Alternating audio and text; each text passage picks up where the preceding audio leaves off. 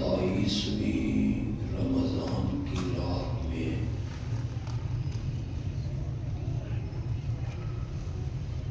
آپ سے مخاطب ہوتا ہوں۔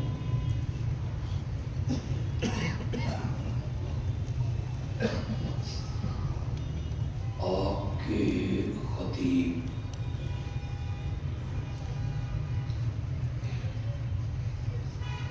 حضرت مولانا قاضی محمد یونس انور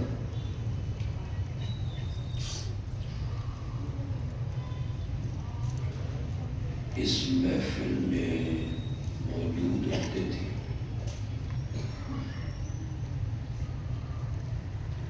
آج بیماری کی بنا پہ اس محفل میں ان کی کمی شدت سے محسوس ہو رہی ہے۔ بے شک بے شک۔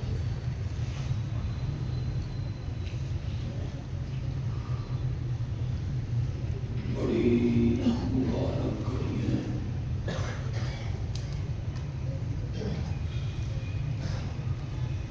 آپ میں کئی اللہ والے ہوں گے،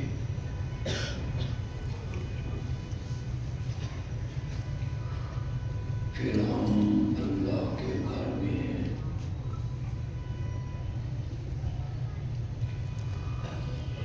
سب لوگ دعا کریں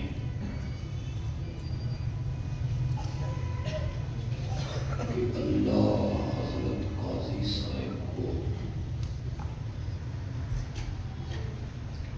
صحت کاملہ عاجلہ مستمرہ عطا فرمائے۔ آمین آمین۔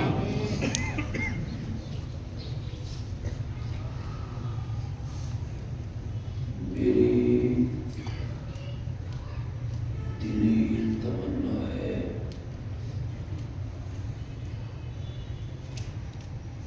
اور مسجد شہداء کے جمعے کے نمازیوں کی بھی یہ تمنا ہوگی بے شک بے شک۔ کہ وہ جمعہ جلد آئے، کہ اس منبر پہ بیٹھ کے قاضی صاحب آپ کو جمعے کا خطبہ بے شک بے شک انشاءاللہ۔ اللہ کی رحمت سے یہ کوئی بعید نہیں۔ بے شک بے شک بے شک۔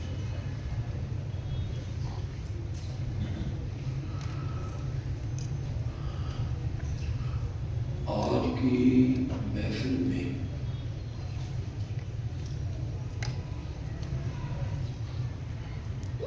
میں سورۃ الفاتحہ کے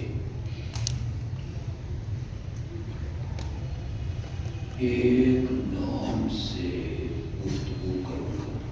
سبحان اللہ سبحان اللہ۔ اللہ مجھے توفیق دے۔ آمین آمین۔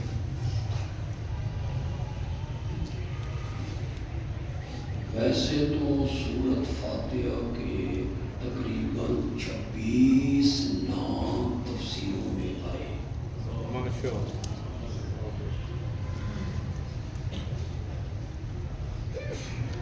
سورۃ الاساس،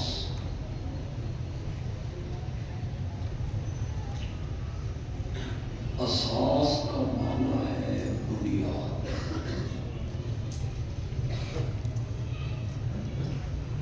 تو یہ سورت سارے قرآن کی کیا ہے؟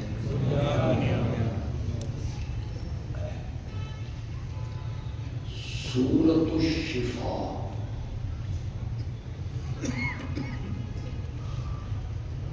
اس سورت میں باطنی اور ظاہری بیماریوں کی رب نے شفا رکھی۔ سبحان اللہ سبحان اللہ۔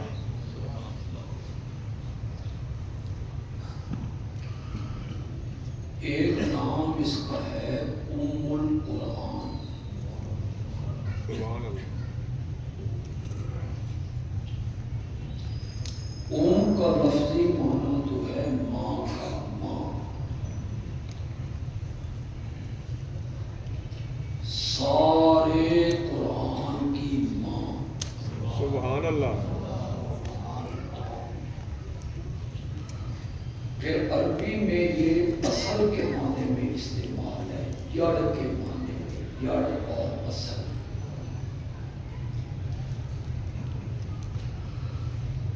لیکن میں اسے ماں ہی کے معنی میں رکھوں.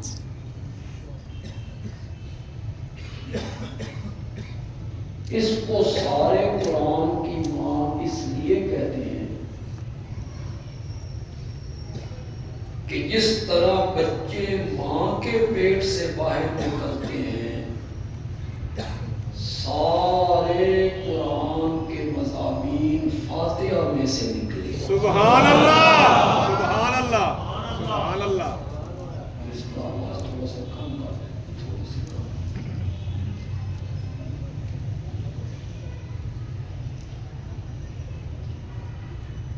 میں نے جس نام سے گفتگو کرنی ہے وہ ہے تعلیم المسئلہ. ماشاء اللہ. ماشاء اللہ. تھوڑا سا اوکھا نام ہے، تعلیم مسئلہ. مسئلہ کہتے ہیں سوال کو، اور تعلیم کہتے ہیں سیکھنا سکھانا. ماشاء اللہ. اس صورت کو تعلیم المسئلہ اس لیے کہتے ہیں کہ اس صورت میں رب نے اپنے سے مانگنے کا طریقہ سکھایا. سبحان اللہ. سبحان اللہ. سبحان اللہ. ایسی ذات ہے جو دیتا بھی ہے اور مانگنے کے طریقے بھی سکھاتا ہے. سبحان اللہ. سبحان اللہ.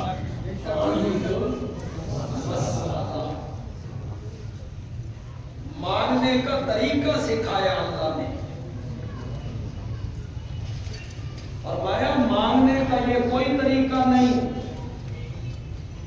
کہ تم میرے دربار میں آؤ اور ہاتھ بلند کرو اور کہو یا اللہ مجھے شفا دے دے. یہ مانگنے کا کوئی طریقہ نہیں کہ تم ہاتھ اٹھاؤ اور کہو مولا مجھے اولاد دے دے، مقدمے سے رہائی دے دے، میرا قرضہ اتار دے، بارش عطا کر دے. یہ مانگنے کا کوئی طریقہ نہیں. میں تمہیں فاتحہ میں مانگنے کا طریقہ بتلانے لگا ہوں. اپنی درخواست پیچھے کر دے، اپنا سوال پیچھے کر دے اور میری صفتیں بیان کرنی شروع کر دے. مانگنے کا طریقہ پہلے میری صفتیں کر، میری صفات کا ذکر کر، پھر اپنا سوال پیش کر.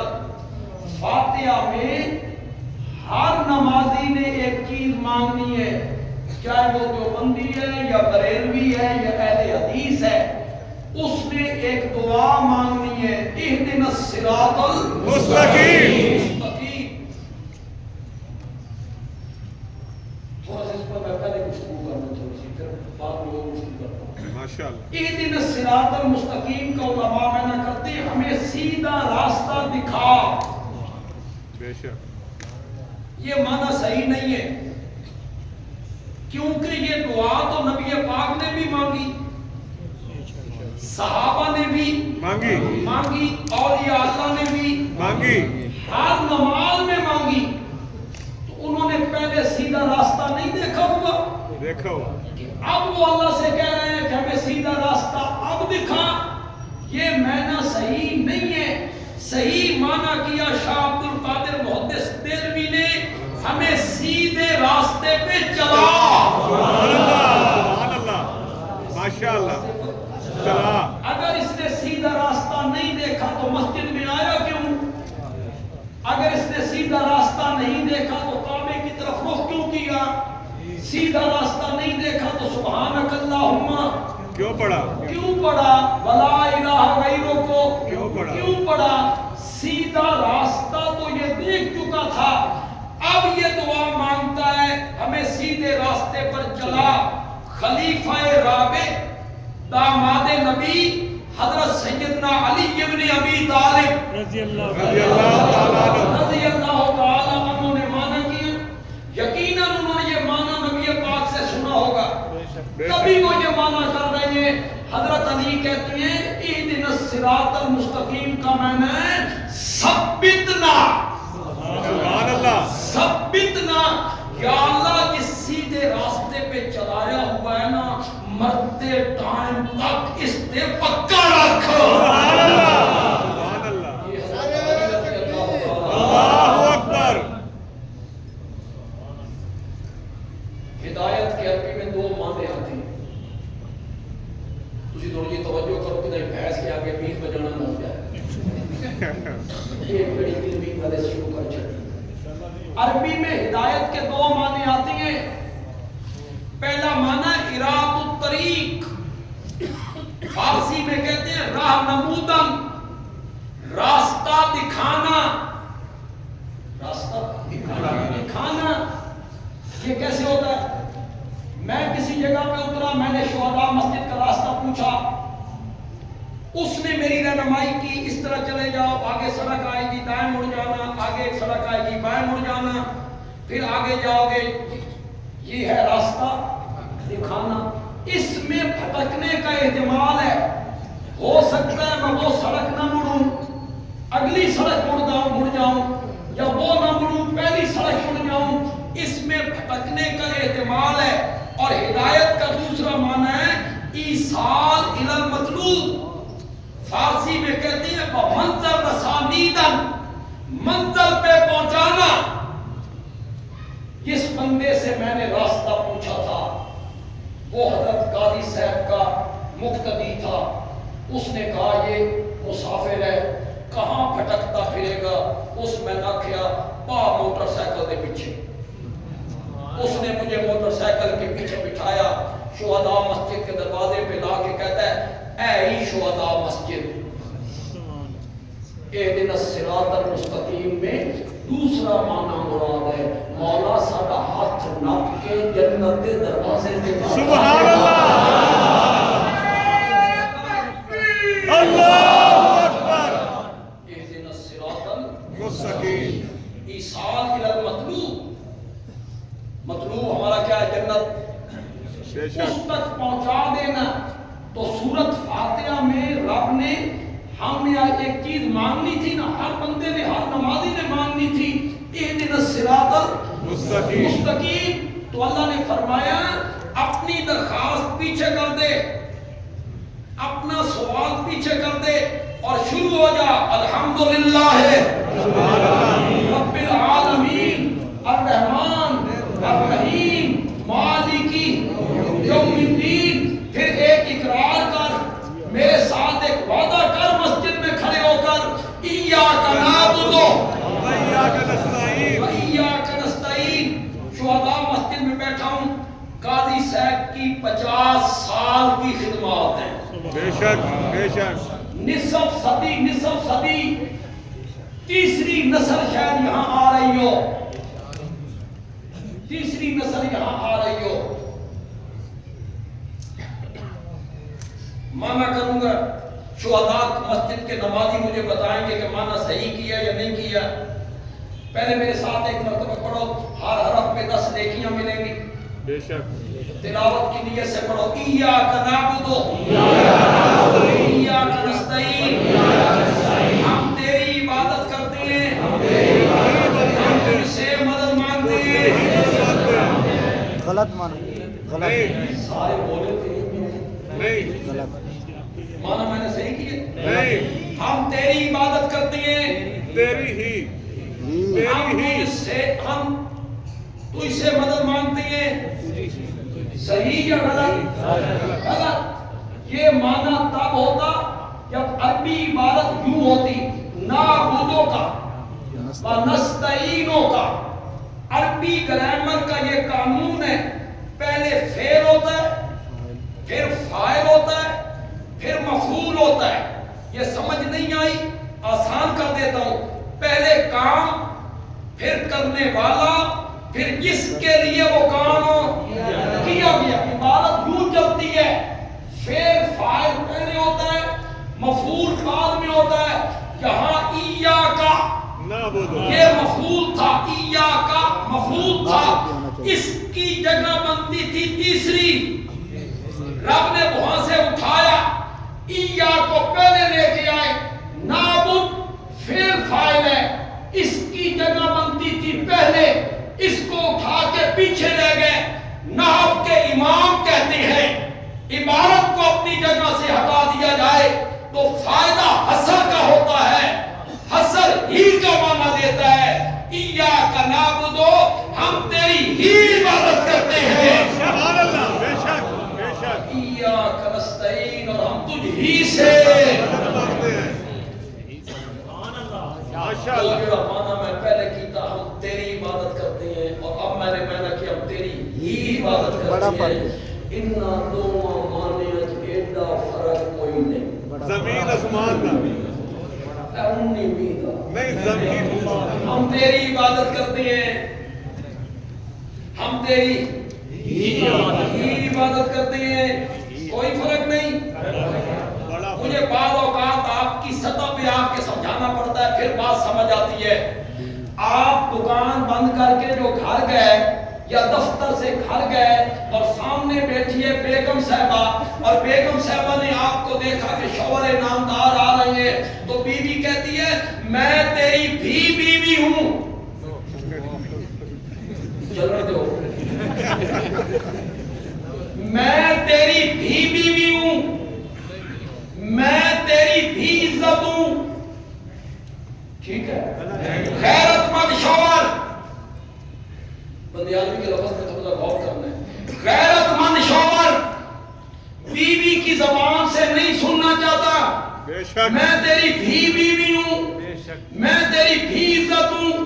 غیرت مند شوہر سننا چاہتا ہے میں تیری ہی بیوی ہوں، بے شک. میں تیری ہی عزت ہوں.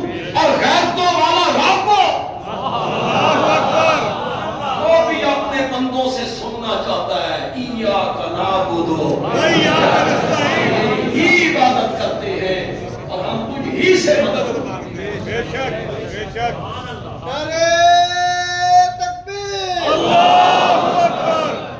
یہ ہی نے سارے رگڑے نہیں کر چھکتے، کسی تو پلے کو چھوڑے ہی نہیں. ہم تجھ ہی سے مدد مانگتے ہیں. بے شک. یہ عام مدد نہیں ہے میاں.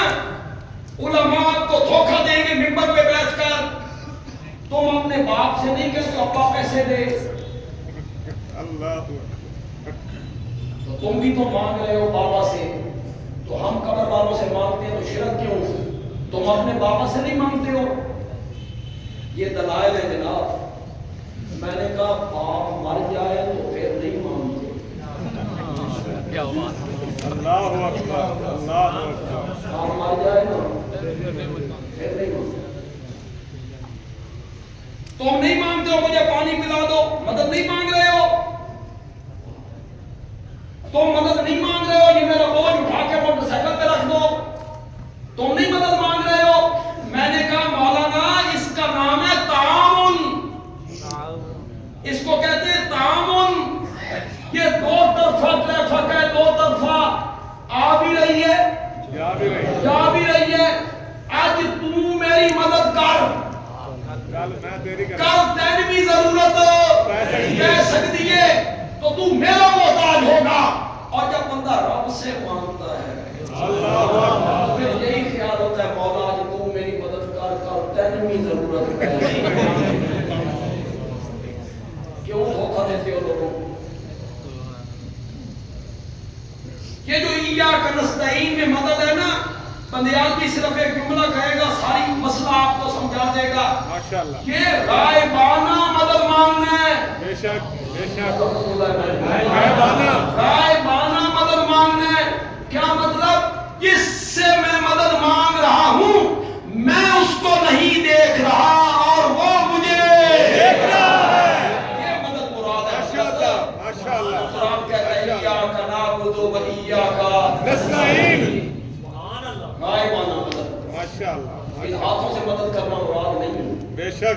شک پیسے دینے والی مدد مراد نہیں ہے. نہیں ہے. بے شک بے شک.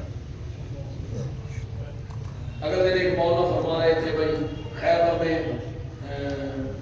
حضرت علی نے مدد کی تھی رضی اللہ تعالی عنہ.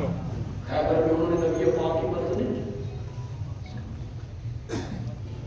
اب لوگ کہتے ہیں ہاں جی مدد تو کی پھر انہوں نے اللہ اللہ فتح کر کے دیا. اللہ. میں ایک بات کہنا چاہتا ہوں میں پڑھے لکھے لوگوں میں لاہور میں تعلیم یافتہ کوئی دیہات میں نہیں بیٹھا ہوں یا ان پڑھ لوگوں میں نہیں ہوں. میری بات کو آپ نے سمجھنا آپ کے چہرے کی بشاشت بتائے گی کہ آپ میری بات سمجھ گئے. مسئلہ یہ نہیں ہے کہ رب مدد کس کے ذریعے کرواتا ہے. بے شک بے شک. حضرت یہ مسئلہ نہیں ہے کہ رب مدد کس کے ذریعے کرواتا ہے. کتنے لوگ بندے آدمی کے اشارے کو سمجھیں گے مدد کرواتا ہے فرشتوں کے ذریعے. بے شک بے شک بے شک. کروائی کہ نہیں کروائی کروائی کروائی. مدد کروا دے فرشتوں کے ذریعے.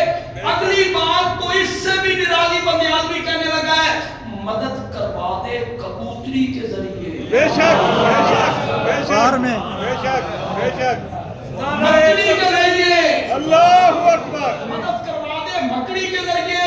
بے شک. مدد کروا دے کبوتری کے ذریعے. کار کے منہ پہ کبوتری انڈے دے دے مکڑی جالا تل لے. حضرت یہ مسئلہ نہیں ہے کہ مدد کس کے ذریعے کرواتا ہے. مسئلہ یہ ہے کہ مدد کے لیے پکارنا کس کو چاہیے. بے شک. اللہ اکبر. اللہ اکبر. ایک اقرار کر ایاک نعبد و ایاک نستعین. و ایاک نستعین. ہم تیری ہی عبادت کرتے ہیں ہی سے مدد مانگتے ہیں. ماشاء اللہ ماشاء اللہ. ہم نبی پاک کے امتی بے شک بے شک. الحمدللہ بے شک. ساری خلقت سے پڑھ کر آمنہ کے لال سے محبت کرتے ہیں بے شک الحمدللہ. اور سب سے بڑی محبت کا تقاضا یہ ہے کہ آقا کی بات مانی.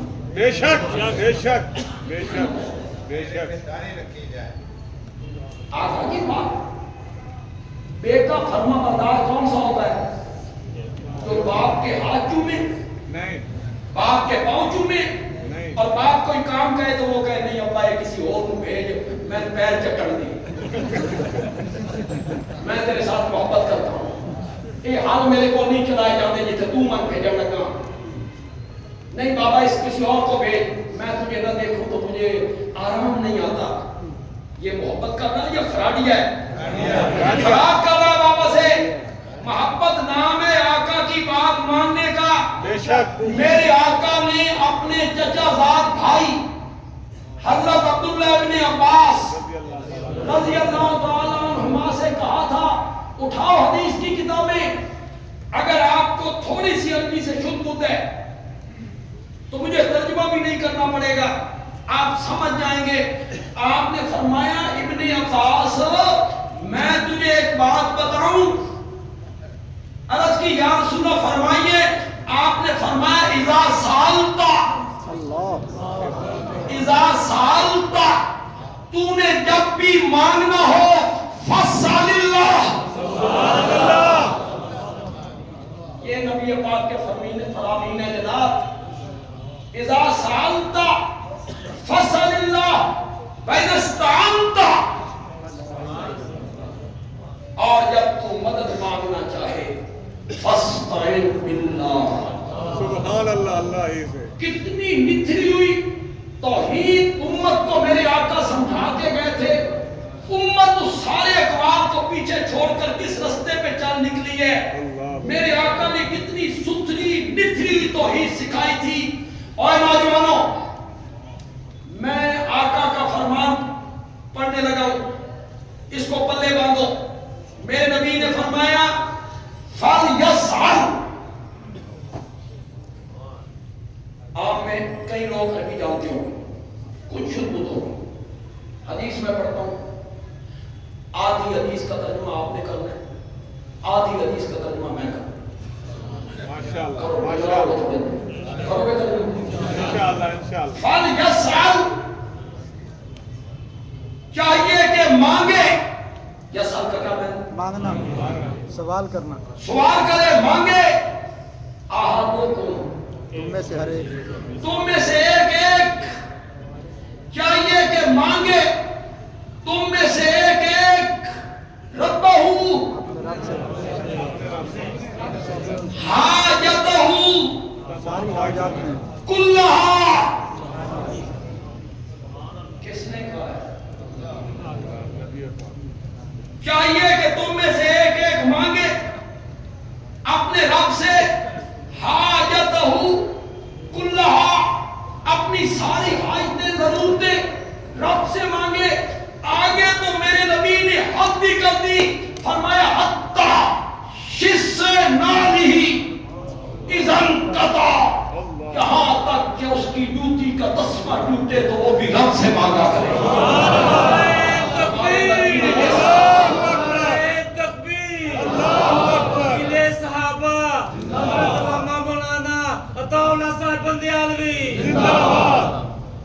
تمہارے نبی نے تمہیں یہ سکھایا ہے. نوجوانوں بدلو اپنے آپ کو. حتی شس نالہی اذن قطع، یہاں تک کہ اس کی جوتی کا تسمہ ٹوٹے رب سے مانگے. اگلی بات سنو. نعت خان صاحب جو نعت پڑھ رہے تھے ان کے فکرے میں یہ بات تھی. انہوں نے فکرہ پڑھا، ایک بڑی خوبصورت فکرہ تھا. آپ نے فرمایا فَإِنَّهُ إِن لَمْ يُيَسِّرْهُ لَمْ يَتَيَسَّرْ. مجھے کعبہ کے رب کی قسم ہے، اگر رب تجھے جوتی کا تسمہ نہ دینا چاہے پوری کائنات مل کر بھی تجھے جوتی کا تسمہ نہیں دے سکتے.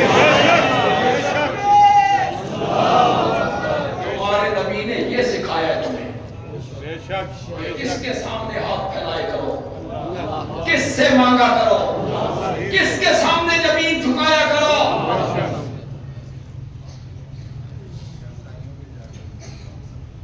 اس زمین کو جھکاتے رہتے ہو جانوروں کے سامنے، اپنے جیسے انسانوں کے سامنے. بزرگ بیٹھے ہوئے ہیں اور ان کے پاؤں پہ سر رکھ دیتے ہیں.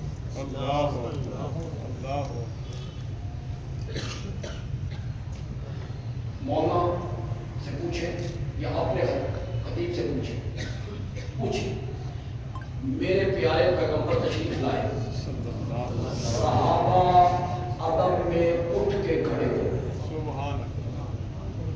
اٹھ کے کھڑے ہوئے. میرے نبی نے فرمایا یہ کیا عجمیوں کے طریقے تم نے اپنا رکھے ہیں، آئندہ میں آیا کروں تو میرے لیے اٹھا بھی نہ کرو.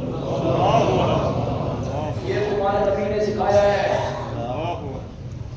یہ نہیں کہ ہمارے ہاتھ چومو، پاؤں پہ گرو، سجدے کرو، اور وہ بزرگ منع نہیں کرتے کہ نہیں بھائی پیشانی ہمارے قدموں میں نہیں رکھنی، ہم ہمارے آگے نہیں جھکنا. بندیال بھی ایک تجزیہ کرنا چاہتا ہے. پتہ نہیں آپ میرے ساتھ اتفاق کریں گے یا نہیں کریں گے، میں ایک تجزیہ کرنا چاہتا ہوں. یہ پیشانی اللہ کے سوا کسی انسان کے سامنے یا کسی اور کے سامنے جھکانا انسانیت کی تذلیل ہے، ذلت ہے انسانیت کی کہ یہ پیشانی رب کے سوا کسی اور کے سامنے جھکائی جائے. بلکہ میں یہ کہوں گا آپ اس فکرے کو پکا لیں، اپنی دل کی تختی پر لکھ لیں. میرا جو دین ہے، آپ کا جو دین ہے، دین اسلام، میرا اور آپ کا جو دین ہے دین اسلام، دین اسلام کی دین اسلام کی سب سے بڑی خوبی یہی ہے کہ وہ لوگوں کی پیشانیاں در در سے ہٹا کے ایک کے دروازے پہ جھکا دیتا ہے. یہی تو دین اسلام کی خوبی ہے. یا باقی مذاہب میں تو در در پہ سجدے ہوتے ہیں، اسلام نے آ کے کہا نہیں، یہ پیشانی جھکے گی تو صرف اللہ کے آگے. ماشاءاللہ. اگر آپ کو اپنے کالج میں یونیورسٹی میں اس کی لائبریری میں ایک کتاب ملے تو اسے ضرور نکلوائیے اور پڑھیے۔ مصنف ہے غازی پروفیسر غازی احمد، پروفیسر غازی احمد 7ویں یا 6ٹھی جماعت میں تھا، ہندو مذہب چھوڑ کے اسلام قبول کی۔ سبحان اللہ، سبحان اللہ۔ پھر اس نے دنیاوی تعلیم حاصل کی، دین کی تعلیم حاصل کی، اور پھر بچھال کلام کے گورنمنٹ کالج میں پرنسپل کے عہدے پہ ریٹائر۔ میں نے ان کو دیکھا ہے، ماشاءاللہ، ماشاءاللہ۔ انہیں خواب میں آقا کی زیارت ہوئی۔ سبحان اللہ، سبحان اللہ۔ وہ 2 پنڈ ہے، میانی اور بچھال، تھوڑا سا فاصلہ ہے، تو یہ سائیکل پہ جایا کرتے تھے دوسرے پنڈ میں ہر روز، اور خواب میں اسی جگہ پہ زیارت ہوئی۔ خواب میں نے محسوس ہوا کہ یہ وہ جگہ ہے، اس جگہ پہ آقا کی زیارت ہوئی۔ پھر ساری زندگی وہاں سے گزرتے تھے تو سائیکل پہ سوار ہو کے کبھی نہیں گزرتے، اللہ اکبر، اللہ اکبر۔ اتر کے پیدل گزرا کہ یہاں آقا کی زیارت۔ کتاب کا نام ہے من الظلمات الی النور، اندھیروں سے روشنی کا سفر۔ آپ ایک دفعہ پڑھنا شروع کر دیں گے تو آپ جب تک ختم نہیں کر دیں گے آپ کتاب رکھیں گے۔ ماشاءاللہ۔ اس میں انہوں نے اپنی تکلیفوں کا، مصیبتوں کا، دکھوں کا، ابھی تو پاکستان بنا بھی نہیں تھا، سکول میں ہندو بچے، مسلمان بچے، سکھوں کے بچے، ٹیچر بھی ہندو، سکھ، مسلمان سبھی ہوتے تھے۔ یہ مسلمانوں کی انکوائری لگ گئی، کسی مسلمان ٹیچر نے تو نہیں بدلوایا، اسلام کی دعوت دے دی ہو مسلمان ٹیچر نے۔ انکوائری میں افسر آ گئے راولپنڈی سے، یہ کتنے سال کا ہے؟ 12 سال کا یا 13 سال کا بچہ نیا نیا مسلمان ہوا۔ اس انکوائری افیسر نے پہلا سوال کیا، تم نے اگر ہندو مذہب چھوڑنا تھا عیسائی ہو جاتے،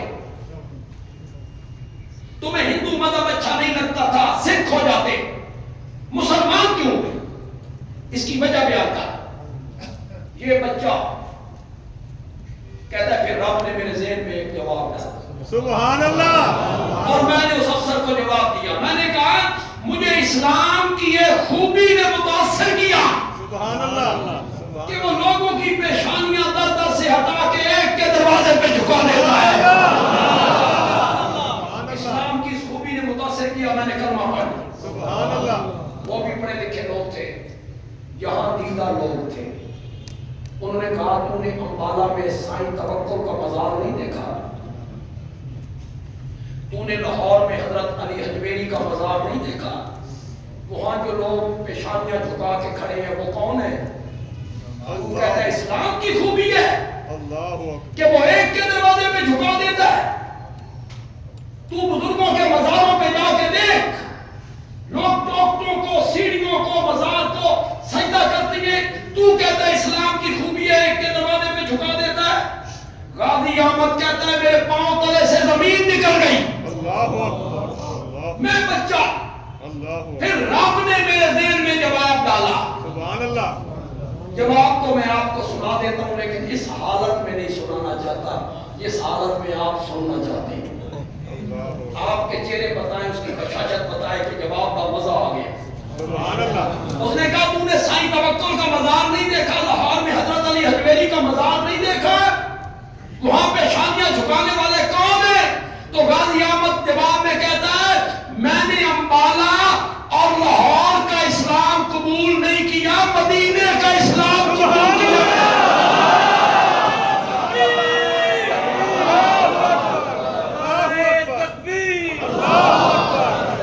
اور وہ جو مدینے کا اسلام ہے وہ یہی سبق دیتے کہ یہ پیشانی جھکے گی صرف اللہ کے آگے، صرف اللہ کے۔ وَأَنَّ الْمَسَاجِدَ لِلَّهِ سبحان اللہ، سبحان اللہ، فَلَا تَدْعُوا مَعَ اللَّهِ أَحَدًا۔ سبحان اللہ، سبحان اللہ۔ ان المساجد للہ، سبحان اللہ، مسجدیں ساری کس کی ہیں؟ اللہ کی۔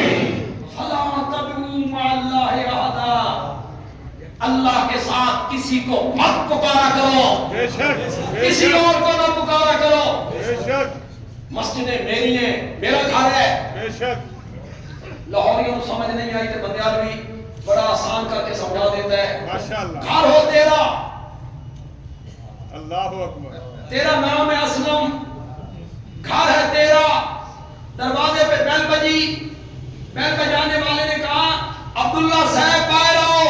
اللہ اکبر، گھر کس کا تھا؟ اسلم کا، بولو تو صحیح۔ اسلم کا، یہ کس کو آواز لگا رہا ہے؟ اللہ کا، اسلم باہر آیا، اس نے کہا عقل نو ہاتھ مار، اے میرا گھر ہے۔ اللہ اکبر، میں آدھی بات کروں آپ سمجھ جائے بندیالوی کہنا کیا چاہتا ہے، پھر مزہ آئے گا۔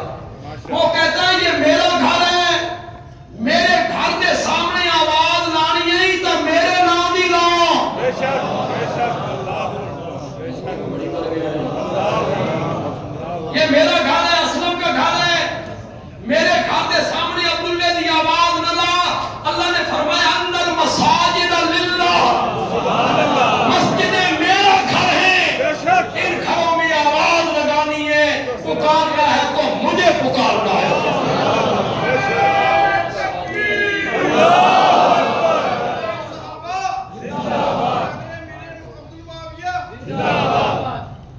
عربی زبان تو بڑی وسیع ہے، بے شک، بڑی فصیح ہے۔ مساجد کا ایک معنی اور بھی کر سکتے ہیں، وہ سنو۔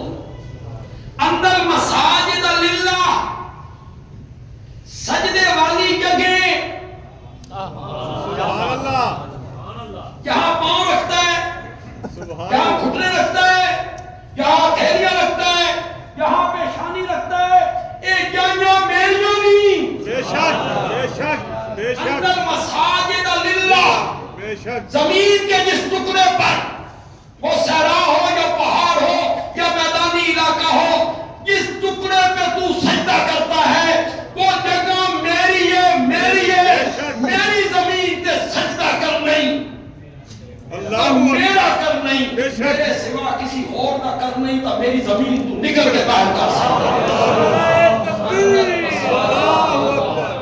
شک، فلا تدعوا مع اللہ ایک معنی اور بھی کر سکتے، سبحان اللہ، مساجد کا ایک معنی اور بھی کر سکتے، سجدے والے اعضاء کون سے؟ ہاتھ، گھٹنے، پاؤں کے پنجے، جی جی، ناک، بالکل، ماتھا۔ اللہ کہتے ہیں یہ اعضاء میں نے بنائے ہیں۔ بے شک، بے شک، بے شک، ان المساجد للہ، للہ، بے شک، جن اعضاء کو سجدے میں جھکاتا ہے نا، یہ اعضاء میں نے بنائے ہیں۔ بے شک، بندے کا پتر بانو، اندر دینے کے جگہ، کہ میرے بنائے ہوئے اعضاء جھکانے نہیں تو پھر میرے سامنے بے شک، بے شک، بے شک، ماشاءاللہ، ماشاءاللہ، ایاک نعبد وإياك نستعين، سورۃ فاتحہ کا ایک نام کیا ہے؟ تعلیم تقریر ایسی کرنی ہے آپ کو بتا دیں، آپ گھر والوں کو جا کے سنائیں بھائی یہ تقریر ہوئی ہے، تعلیم مسئلہ، اس میں رب نے مانگنے کا کیا سکھایا؟ طریقہ، طریقہ کیا ہے؟ اپنا سوال پیچھے کر، پہلے میری تعریفیں کر، الحمدللہ سبحان رب اللہ، العالمین سبحان اللہ، الرحمن الرحیم مالک یوم الدین، پھر ایک اقرار کر ایاک نعبد وإياك نستعين، ایاک نستعین، میری اتنی تعریفیں کر، اتنی تعریفیں کر، میں آسمان سے پکاروں فاسأل یا عبدی، سبحان اللہ، سبحان اللہ، میری ایڈیاں تعریفاں کیتیاں نہیں، مانگ مجھ سے کیا مانگتا ہے؟ سبحان اللہ، اللہ میں کہ اہدنا الصراط المستقیم، سبحان اللہ، ماشاءاللہ، اللہ میں نے اتنی تعریفیں دنیا کے لیے نہیں کی ہیں، بیٹے بیٹیوں کے لیے نہیں کی ہیں، مال دولت دکان کے لیے نہیں کیے مولا، یہ چیزیں تو تم نے کافروں کو بھی دے رکھی ہیں، اللہ اکبر، یہ چیزیں تو تم نے اللہ کافروں کو بھی دے رکھی ہیں، میں نے تو یہ تعریفیں تیری کی ہیں اس لیے کہ مجھے مرتے ٹائم تک سیدھے رستے پہ کیا رکھ۔ پہلے اللہ کی تعریفیں کہاں سے؟ الحمدللہ، سبحان اللہ، الحمدللہ۔ تقریباً تمام مفسرین نے یہی محنت کی، متقدمین و متاخرین و بر صغیر کے ہوں، وہ مانا کرتے ہیں تمام تعریفیں للہ۔ کئیوں نے محنت کیا تمام صفتیں اللہ۔ بے شک، حمد کا معنی تعریف، حمد کا معنی صفت، یہ تمام ہم نے کس کا معنی کیے؟ الف لام کا۔ ال اس کو عربی میں کہتے ہیں الف لام استغراقی، الف لام استغراقی، اس نے سب کو گھیر لیا، ساری حمدیں، ساری تعریفیں، ساری خوبیاں، سارے کمال للہ۔ سبحان اللہ، سبحان اللہ۔ اس معنی پہ اعتراض ہو گیا، میں اعتراض بھی آپ کو بتا دیتا ہوں، اس معنی پہ اعتراض ہو گیا۔ اعتراض یہ ہو گیا کہ تعریفیں تو انبیاء کے لیے بھی ہیں، بے شک، تعریفیں تو فرشتوں کے لیے بھی ہیں، صفتیں تو صحابہ کے لیے بھی ہیں۔ بے شک، رب نے خود تعریفیں اولیاء اللہ کی قرآن میں کی ہیں، بے شک، متقی لوگوں کی ہیں۔ بے شک، تعریف تو کاریگر کی بھی ہوتی ہے، تعریف تو لوگ کھلاڑیوں کی بھی کرتے ہیں، تعریف تو بیٹا باپ کی کرتا ہے، شاگرد استاد کی کرتا ہے، مرید پیر صاحب کی کرتا ہے۔ تو پھر یہ معنی کیسے صحیح ہو گیا سب تعریفیں؟ یہ معنی کیسے صحیح؟ یہ اعتراض ہے، جنہوں نے یہ معنی کیا انہوں نے جواب دیا، اور جواب بڑا خوبصورت ہے، ماشاءاللہ، مزہ۔ انہوں نے کہا جن خوبیوں کی وجہ سے انبیاء کی تعریف ہوتی ہے، جن خوبیوں کی وجہ سے امام الانبیاء کی تعریف ہوتی ہے، جن خوبیوں کی وجہ سے صحابہ کی تعریف ہوتی ہے، جن خوبیوں کی وجہ سے اولیاء اللہ اور علماء کی تعریف ہوتی ہے، جن خوبیوں کی وجہ سے کاریگر کی، کھلاڑیوں کی تعریف ہوتی ہے، وہ خوبیاں بھی تو ان میں رکھنے والا اللہ ہی ہے نا۔ بے شک، پھر ساری تعریفیں کس کے لیے ہو گئی؟ اللہ کے لیے۔ انہوں نے یہ جواب دیا۔ ایک صوفہ آپ کو بڑا پسند آیا، آپ نے صوفے کی تعریف کی، وہ صوفے کی تعریف ہے کہ کاریگر کی تعریف ہے؟ کاریگر کی۔ جب آپ صوفے کی تعریف کر رہے ہیں تو اصل میں تعریف کس کی ہے؟ کاریگر کی۔ تو جو خوبیاں مخلوق میں پائی جاتی ہیں وہ خوبیاں ان میں رکھنے والا کون ہے؟ اللہ۔ تو پھر ساری تعریفیں صفتیں کس کے لیے ہو گئی؟ اللہ ہی کے لیے۔ ایک معنی ہمارے شیخ نے کیا سبحان اللہ، سبحان اللہ، سبحان اللہ۔ اور ان کی خوبی یہ ہے، وہ کہتے ہیں میں ایسا معنی کرتا ہوں جس پر اعتراض نہ ہو۔ اللہ، معنی انہوں نے کیا تمام صفات الوہیت سبحان اللہ، للہ، سبحان اللہ، اس کے لیے، اللہ ہی کے لیے۔ اب نبیوں والی صفتوں کا یہاں ذکر بھی، اب ہم نے الحمد کا الف لام جو ہے استغراقی نہیں بنایا، آد خارجی کا بنا دیا، الف لام آد خارجی کا بنا کے ہم نے یہ معنی کر دیا ساری صفتیں نہیں، نبیوں والی نبیوں میں، بے شک، کاریگر والی کاریگر میں، کھلاڑی والی کھلاڑی میں، علماء والی علماء میں، اولیاء والی اولیاء میں، ان صفتوں کا یہاں ذکر بھی نہیں ہے، یہاں ذکر ہے الحمدللہ تمام صفات معبودیت، بے شک، سبحان اللہ، سبحان اللہ، تمام صفات الوہیت۔ سبحان اللہ، اور آسان کرتا ہوں، اللہ والی جو صفتیں ہیں، سبحان اللہ، سبحان جو اللہ، صفتیں اللہ کی ہیں بے شک، للہ، وہ صفتیں میں مانتا ہوں تو صرف کس کے لیے مانتا اللہ ہی ہوں؟ کے لیے۔ اب ہم نے خاص کر دی صفات الوہیت۔ اب مجھے آپ بتائیں عالم الغیب ہونا کس کی صفت ہے؟ اللہ ہی کی۔ مختار کل ہونا اللہ ہی کس کی کی۔ صفت ہے؟ اللہ ہی کی۔ حاجت روا ہونا اللہ ہی کی۔ کس کی صفت ہے؟ اللہ ہی کی۔ اولاد دینے والا ہونا اللہ ہی کس کی کی۔ صفت ہے؟ شفائیں دینے والا ہونا، دہائیاں بخشنے والا ہونا، غائبانہ پکارے سننے والا ہونا، سجدے کے لائق ہونا، نظر و نیاز کے لائق ہونا، پکارے سننے والا ہونا، یہ صفتیں کس کی ہیں؟ کس کی ہیں یہ صفتیں؟ یہ صفتیں اللہ کی ہیں۔ نمازی کہتا ہے مولا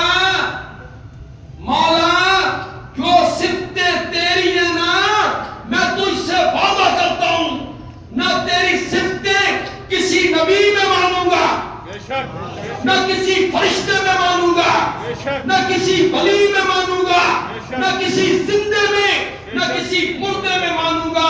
تجھ سے وعدہ کرتا ہوں جو تیری صفتیں ہیں وہ تجھ ہی میں مانوں گا۔ اللہ اکبر۔ الحمدللہ۔ اللہ اکبر۔ تمام صفات معبودیت اللہ ہی کے لیے۔ کس کے لیے ہیں؟ اللہ ہی کے لیے۔ دلیل تیری صفتیں صرف تجھ میں، دلیل فرمایا رب العالمین۔ سبحان اللہ۔ سبحان دلیل اللہ۔ یہ ہے کہ سارے جہانوں کو پالنے والا جو میں ہوں۔ سبحان اللہ۔ بے شک۔ بے شک۔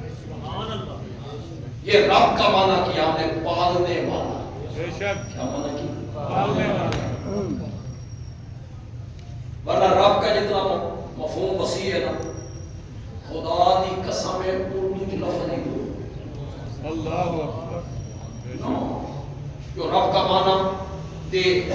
پھر علماء نے مفسرین نے سوچا کہ لوگوں کو سمجھانا بھی دے ہے، انہوں نے معنی کر دیا پالنے والا۔ بے شک۔ پالنے والا۔ والد کو مربی نہیں کرتے تو والد اولاد کا رب ہوتا ہے، نہیں۔ وہ بھی تو پال رہا ہے۔ آپ کسی یتیم کو پالتے ہیں تو آپ اس کے رب ہوتے ہیں؟ نہیں۔ لکھنؤ کا کوئی شاعر جا رہا تھا، 4 بچے اس کے ساتھ تھے، آگے سے کوئی بندہ ملا تو وہ کہنے لگا جناب آپ ان کے مربی ہیں، ان 4 بچوں کے مربی ہیں؟ اس نے کہا مربی نہیں مربع ہوں۔ مربی نہیں مربع ہوں، کھائے جاتے ہیں 4 بار خدا۔ تو والد کو بھی مربی کہہ دیتے ہیں۔ تو رب کا یہ معنی پالنے والا اتنا چھوٹا معنی نہیں ہے، بندے آدمی معنی کرنے لگا ہے، لغت کی کتابوں کے حوالے سے معنی کرنے لگا ہے۔ لغت کی جو ہماری عربی لغت کی کتابیں ہیں وہ ایک ایک لفظ کا معنی کرتے ہیں۔ مثلا محمد کا کیا ہے؟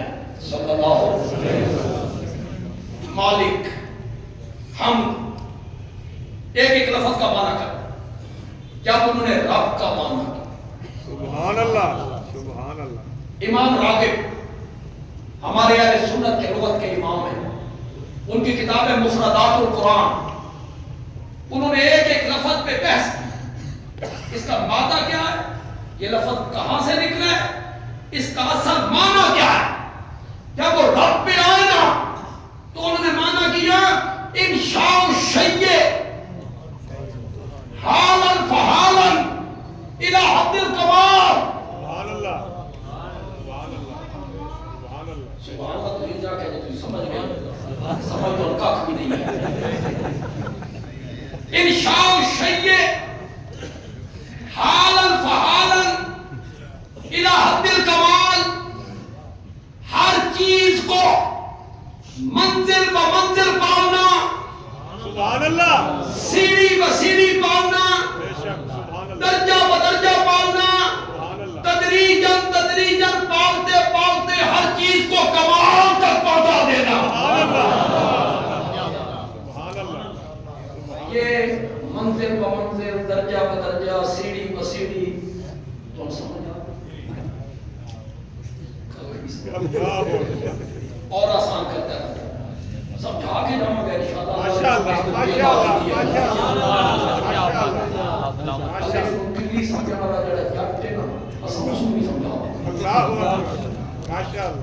جاؤں گا. آج رب کا معنی رہا کو لذت آ گیا. میں نے ایک جگہ پہ یہ معنی بیان کیا تو اے سی صاحب اس علاقے کے وہ ہمارا درس سننے آئے تو میں نے اس سے پوچھا سمجھ آئی دے تو اے سی صاحب کہنے لگے سمجھ ہی آپ جائیے. رب کی سمجھ ہی آپ جائیے. منزل ب منزل درجہ بدرجہ کیا معنی دنیا کی جس چیز کو سبحان اللہ زندگی کے جس موڑ پر جس طرح کی چیز چاہیے اس کے مطابق مہیا کرنا. سبحان اللہ کیا کہتے ہیں رب عالم نہیں پوری تھا. ابھی آدھے مجمع کو سمجھ آئیے آدھے کو بھی سمجھ نہیں آئے. دنیا کی ہر چیز کو زندگی کے ہر موڑ پر کس طرح کی چیز چاہیے. ماں کا پیٹ ہے 3 اندھیرے فی ظلمات سلاسل. سلاس کا معنی کرو 3 پھر ظلمات کا معنی کرو. اندھیرے پیٹ کا اندھیرا 1 ریل کا اندھیرا 2 اس پردے اور چھلی کا اندھیرا 3 جس پردے میں لپیٹ کے ہم تیری تصویریں بنا رہے تھے. فی ظلمات سلاسل. ماں کا پیٹ ہے 4 مہینے کے بعد رب نے روح پھونکی. روح آئی تو بھوک لگنے لگی. روح آئی تو پیاس لگنے لگی. منگل جوگا نہیں بولن جوگا نہیں. بھوک لگی ہے روح آ گئی ہے. جو ہستی اس بچے کی رمزیں سمجھ کر ماں کا گندا خون ناف کے ذریعے خوراک بنا دیتا ہے اس کو رب کہتے ہیں. دنیا کی جس چیز کو حاجت روا مشکل کشا. دنیا کی جس چیز کو زندگی کے جس موڑ پر سبحان اللہ جس طرح کی چیز چاہیے اللہ اس کے مطابق مہیا کر. سبحان اللہ جہاں غذا باہر سے نہیں پہنچ سکتی تھی کوئی راستہ نہیں تھا اللہ اللہ نے غذا کا اندر ہی اندر انتظام. سبحان اللہ جب بچہ ماں کے پیٹ سے باہر آیا دائی نے پہلا کام کیا وہ راستہ کاٹا.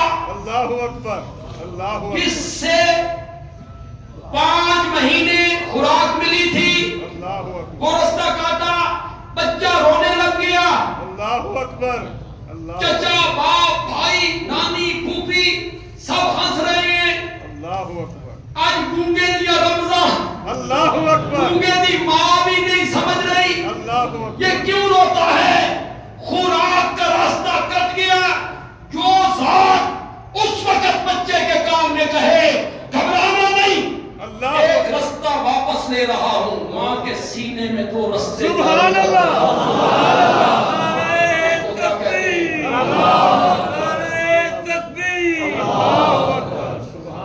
یہ ہے صرف پالنا نہیں.